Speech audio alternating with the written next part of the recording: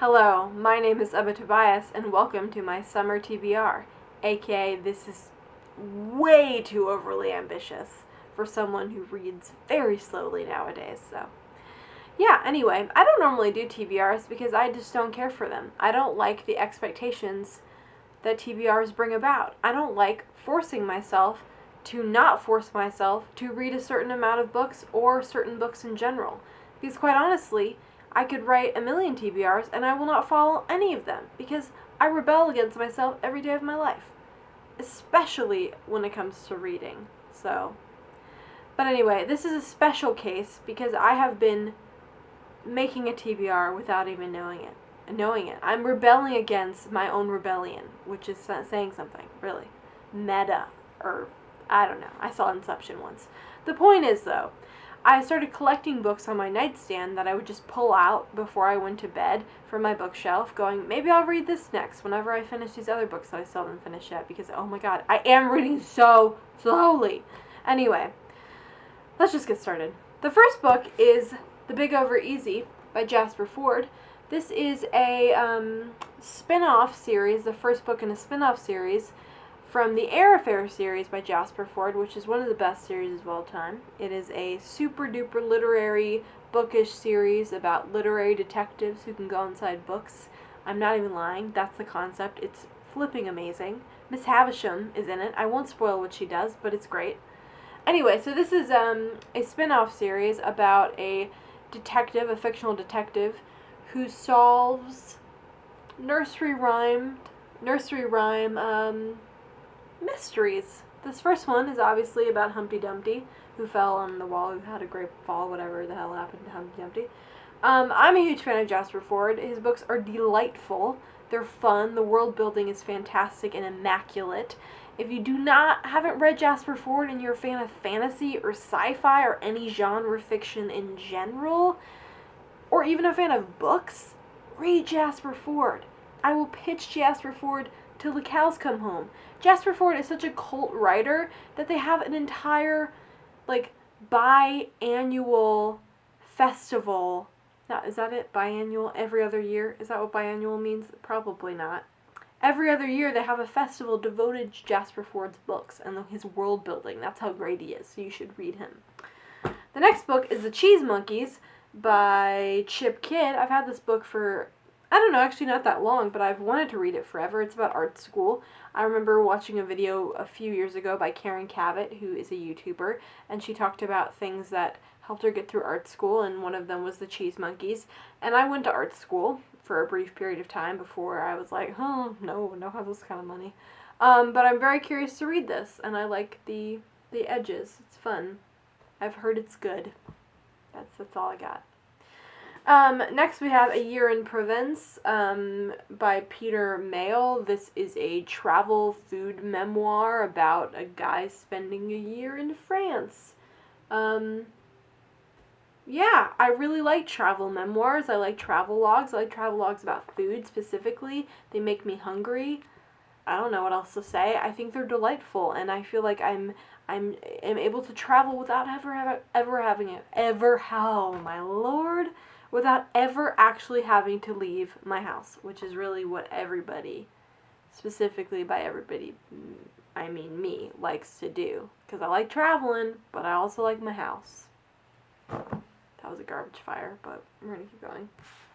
Next we have Sweet Bitter by Stephanie Danler. This is a book I got fairly recently, and I'm sure everyone has read this book by now, I'm pretty sure, but it's about the restaurant industry in New York City and about chefs and the cutthroat world of chefs in the restaurant industry. I'm not much of a foodie. I'm making it seem like I am, but I'm not. But I do like chef stuff. I love Top Chef in particular, and this seems in a similar vein, and I'm very excited to read it.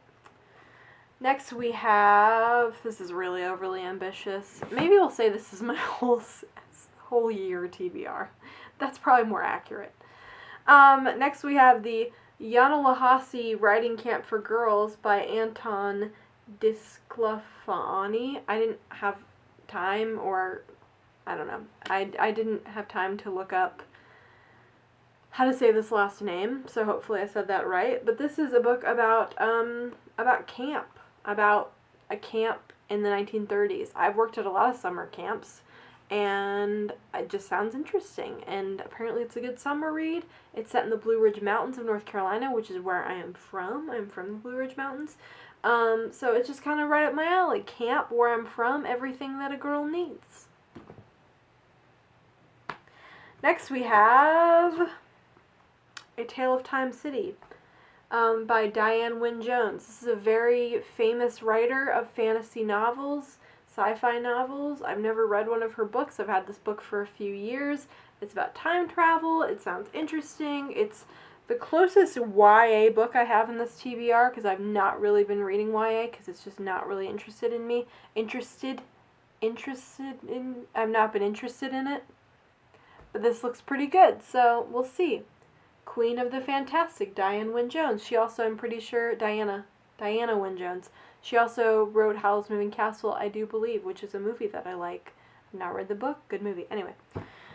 Okay, now we're going to go on to the books that... Oh, wait, no, I have another one. Sorry. The Small Bachelor by P.J. Wodehouse, which is a book that I've wanted to read forever because I've always wanted to read Wodehouse, and I've never read Wodehouse, and this is like kind of a fun...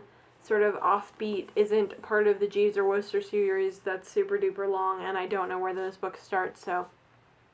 Okay, next, 3 books that I am currently reading, and I do want to finish soon. I plan on reading these as soon, or finishing them as soon as possible, as soon as I, get the focus to finish them. The first is Something New, Tales from a Makeshift Bride by Lucy Nicely. I am about a third of the way through this. I've been reading all of Lucy Nicely's books. I probably could have finished this 12 times over by now, but I've been savoring it because it's my last Lucy Nicely book before she publishes her new book about her pregnancy and having a baby and all of that, that she's writing apparently. But I'm really enjoying it so far, and I'm a huge fan of Lucy Nicely, so. Okay. I'm also currently reading Eleanor Ophéliant is Completely Fine by Gail Honeyman. I don't have the dust jacket on this because I've been taking it around, and I don't really like hardbacks because I don't really like dust jackets. I find them to get in the way.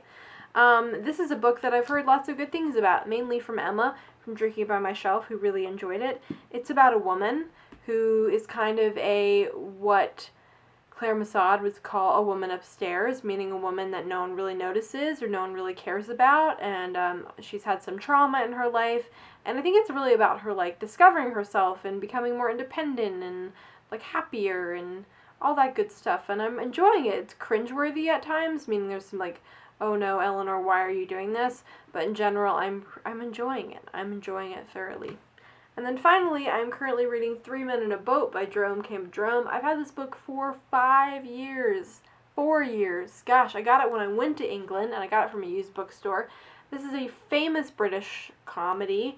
It's just about 3 dudes chilling on a boat, and it's about a lot of diatribes and a lot of, going off about other stuff that has nothing to do with the boat, and it's really funny, and I'm really enjoying it. So that is my overly ambitious TBR that just fell over, plus books that I'm currently reading that I do want to finish. What are your thoughts? I'd love to hear them. Yeah, I hope you guys enjoyed this video. I'm gonna start trying to post more, because this has been 2 weeks between this and the last video, and I'm trying to be better about it. I don't know. Anyway, have a lovely day. Bye.